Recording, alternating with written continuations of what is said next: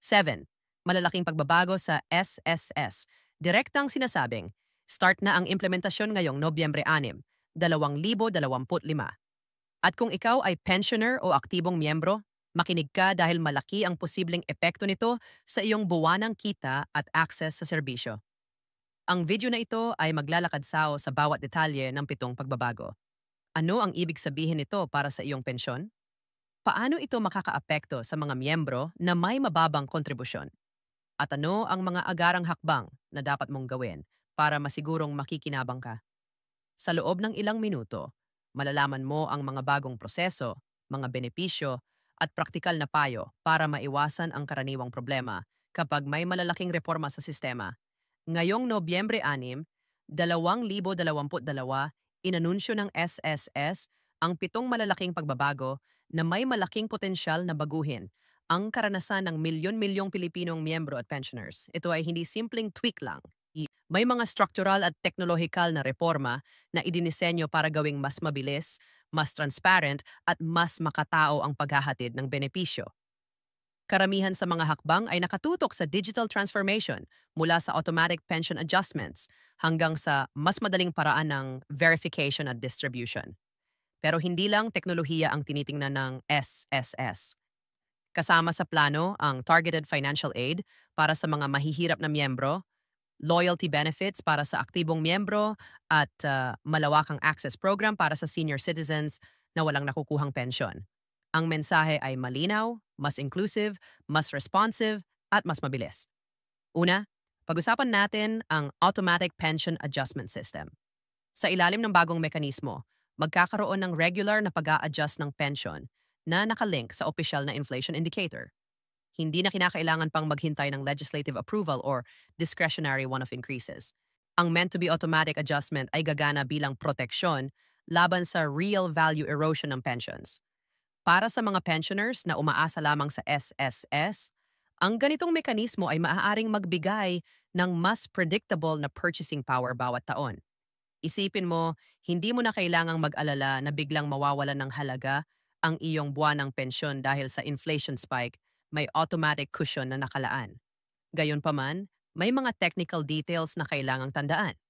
Ito ay nakadepende sa tamang pag-index ng pension based sa tamang inflation measure at kinakailangan ng malinaw na formula para maiwasan ang mga miscalculation. Kaya mahalagang bantayan ang opisyal na paglalahad ng SSS tungkol sa eksaktong computation at schedule ng 7. Malalaking pagbabago sa SSS. Direktang sinasabing start na ang implementasyon ngayong Nobyembre 6, 2025. Kung ikaw ay pensioner o aktibong miyembro, makinig ka dahil malaki ang posibleng epekto nito sa iyong buwanang kita at access sa serbisyo. Ang video na ito ay maglalakad-sao sa bawat detalye ng 7 pagbabago. Ano ang ibig sabihin nito para sa iyong pensyon? Paano ito makakaapekto sa mga miyembro na may mababang kontribusyon? At ano ang mga agarang hakbang na dapat mong gawin para masigurong makikinabang ka? Sa loob ng ilang minuto, malalaman mo ang mga bagong proseso, mga benepisyo at praktikal na payo para maiwasan ang karaniwang problema kapag may malalaking reforma sa sistema. Ngayong Nobyembre 6, 2022, inanunsyo ng SSS ang 7 malalaking pagbabago na may malaking potensyal na baguhin ang karanasan ng milyon-milyong Pilipinong miyembro at pensioners. Ito ay hindi simpleng tweak lang. May mga struktural at teknolohikal na reforma na idinisenyo para gawing mas mabilis, mas transparent at mas makatao ang paghahatid ng benepisyo. Karamihan sa mga hakbang ay nakatutok sa digital transformation mula sa automatic pension adjustments hanggang sa mas madaling paraan ng verification at distribution. Pero hindi lang teknolohiya ang tinitingnan ng SSS. Kasama sa plano ang targeted financial aid para sa mga mahihirap na miyembro, loyalty benefits para sa aktibong miyembro, at malawakang access program para sa senior citizens na walang nakukuhang pensyon. Ang mensahe ay malinaw, mas inclusive, mas responsive at mas mabilis. Una, pag-usapan natin ang Automatic Pension Adjustment System. Sa ilalim ng bagong mekanismo, magkakaroon ng regular na pag-a-adjust ng pension na nakalink sa opisyal na inflation indicator. Hindi na kinakailangan pang maghintay ng legislative approval or discretionary one-off increases. Ang meant-to-be automatic adjustment ay gagana bilang proteksyon laban sa real value erosion ng pensions. Para sa mga pensioners na umaasa lamang sa SSS, ang ganitong mekanismo ay maaaring magbigay ng mas predictable na purchasing power bawat taon. Isipin mo, hindi mo na kailangang mag-alala na biglang mawawalan assisted checks upang bawasan ang manual backlog. Ito ay malaking tulong, lalo na sa mga emergency cases na nangangailangan ng disability benefits or death claims. Ngunit tandaan, ang guarantee ay para sa kumpletong dokumentasyon. Kung may kulang, ang proseso ay babalik sa traditional na workflow. Kaya bago mag-sumite, double-check ang lahat ng requirements at gamitin ang online checklist ng SSS para maiwasan ang delay. Pang-5, ang introduction ng SSS Loyalty Program ay isang bagong paraan para mapagaan ang araw-araw na gastusin ng mga miyembro. Sa pamamagitan ng partnership sa mga pharmacies, grocery stores, clinics, at public transport operators, makakakuha ang mga pensioners at aktibong miyembro ng discounts at exclusive promos. Bukod dito, magkakaroon ng access sa periodic health screening at discounts sa maintenance medications. Malaking tulong, lalo na sa senior citizens na may regular na kailanganing gamot. Ang programa ay gagana gamit ang SSS Membership ID or Integrated National ID na magsisilbing loyalty card. Para sa mga miyembro, mahalaga ring mag-enroll sa program at ipaalam sa partner establishments ang kanilang SSS ID upang agad makuha ang benepisyo. Mangim, ang integration ng SSS ID sa National ID System ay inaasahang magpapadali sa verification at magbabawas ng papeles. Kung ang iyong national ID ay magiging sapat na bilang SSS ID, mawawala na ang pangangailangan magdala ng maraming cards at mas madali ang mga transaction tulad ng loan applications at pension claims. Sa privacy perspective, may mga karagdagang seguridad at encryption protocols na ipinatutupad upang protektahan ang data ng mga miyembro. Ngunit may kasama ring mga hakbang na kailangang intindihin. Paano kung may pagbabago sa iyong national ID details? Kailangan mong tiyakin na parehong updated ang record sa PhilS at SSS upang maiwasan ang discrepancy. May proseso rin para sa mga gustong hiwalayin ang kanilang SSS identity mula sa national ID para sa karagdagang privacy. Pangpito at pinakamalaki para sa marami ang launch ng Universal Pension Access Program. Isang ambisyosong hakbang upang magbigay ng basic pension allowance sa mga senior citizens na hindi naging miyembro o hindi sapat ang kontribusyon sa SSS. Ito ay isang social safety net na target.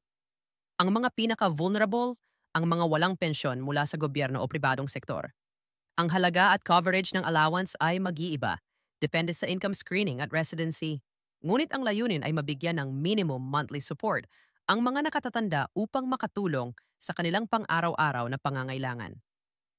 Mahalagang tandaan na ang programang ito ay may application process at verification, hindi ito automatic.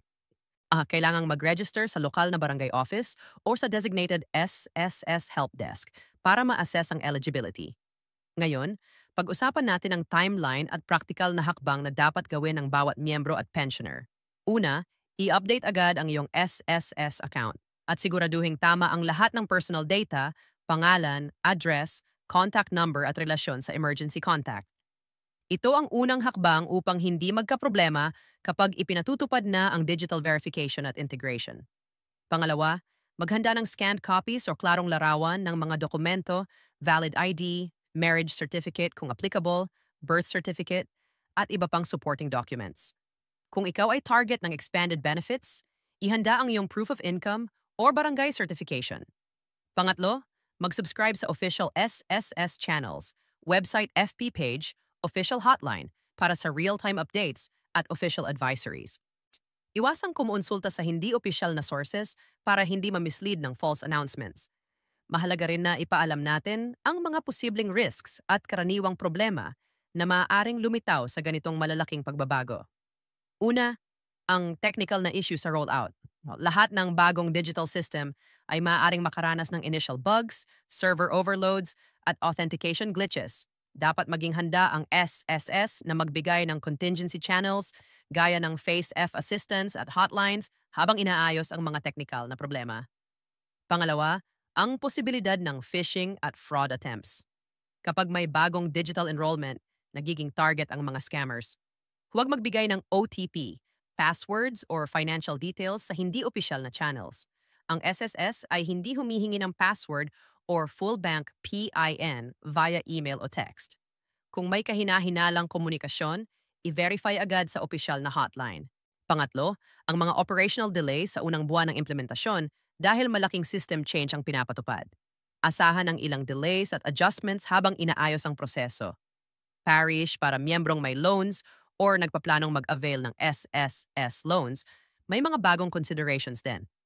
Ang mas mabilis na processing at integration ng IDs ay maaaring magpabilis ng loan application at approval. Ngunit may mga bagong collateral or documentation requirements na posibleng ipatupad para sa seguridad ng sistema. Para sa mga planning mag-apply ng calamity loans or salary loans, magandang i-check ang bagong online portal at gamitin ang pre-application checklist.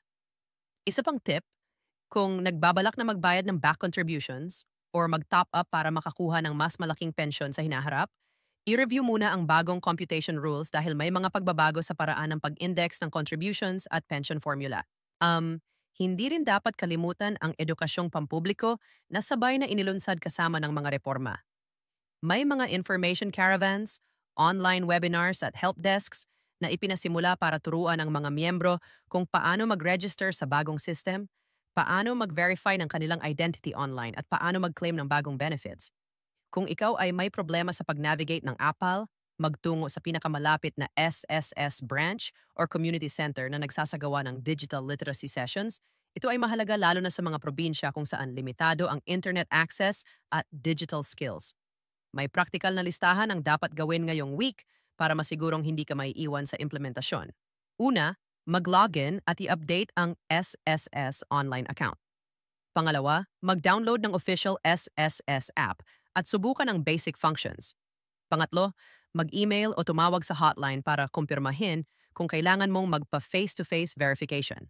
Pang-apat, i-print o i-save ang kopya ng lahat ng submissions bilang proof of transaction. At panglima, magdagdag ng emergency contact at i-verify na tama ang kanilang impormasyon.